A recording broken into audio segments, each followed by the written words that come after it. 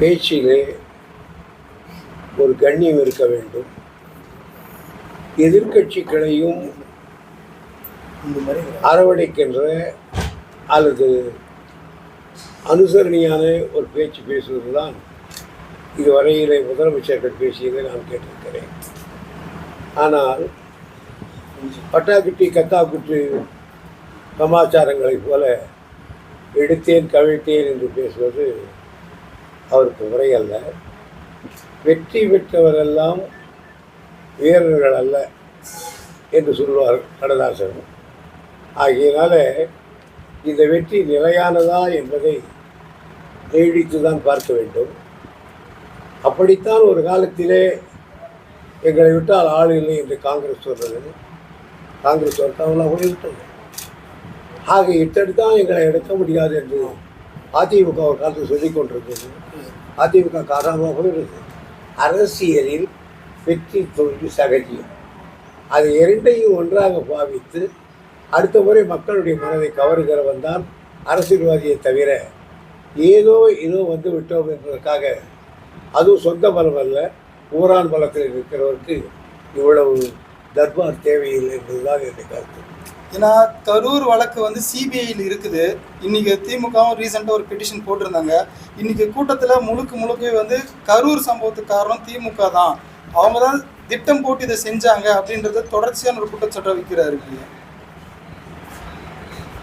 அதுதான் சிபிஐ விசாரிச்சுக்கிட்டு இருக்காங்க. திமுகவா அல்லது அந்த கட்சி பேர் தாவேகாவா என்பதை நிறைவு செய்யும். எனக்கு என் மேலே பழியை போட்டாங்கன்னு தான் தொடர்ச்சியாக சொல்லிட்டு இருக்காங்க. இதுவரையில் அவர் மீது தான் பழி இருக்கு.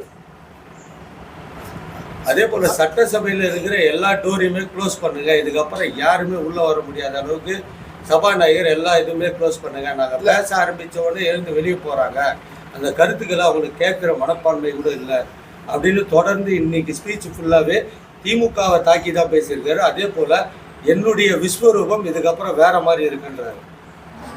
சபையிலிருந்து எதிர்கட்சிகள் வெளியேறுவது அவருடைய உரிமை. எந்த சபாநாயகருக்கும் பதவி மூடி விட்டு வெளியேற முடியாது என்று தடுத்து விட முடியாது.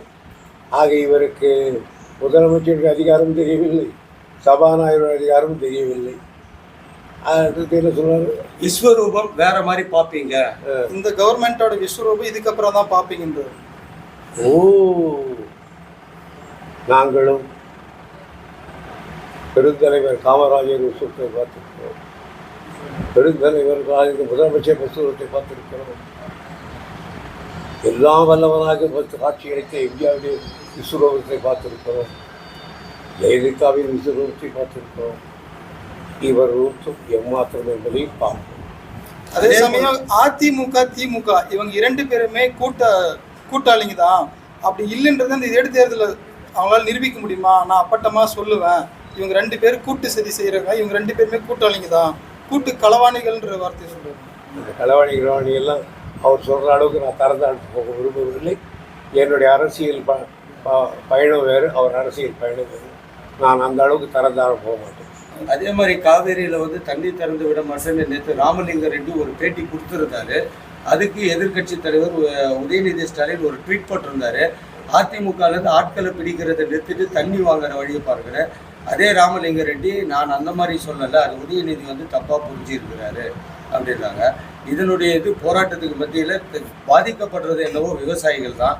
அந்த விவசாயிகளுக்கு இப்போ தண்ணி திறந்து விட மாட்டேன், எங்களுக்கே தண்ணி இல்லை, நாங்கள் எப்படி திறந்து விடணும்னு சொல்கிறாரு.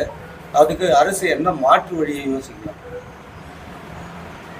இவர்கள் இன்னும் காவேரி பிரச்சனை பற்றி முதலமைச்சரோ அதற்குரிய அமைச்சரோ இன்னும் தெளிவாக புரிந்து கொள்ளவில்லை. எனக்கு தெரிந்த தவறையில் எந்த அதிகாரியும் குறிப்பிட்டு அதனுடைய பூர்வீகத்தை அறியவில்லை. ஆகையினால இவர்களுக்கு ஏதோ மனதில் தோன்றியது பேசுகிறார்கள்.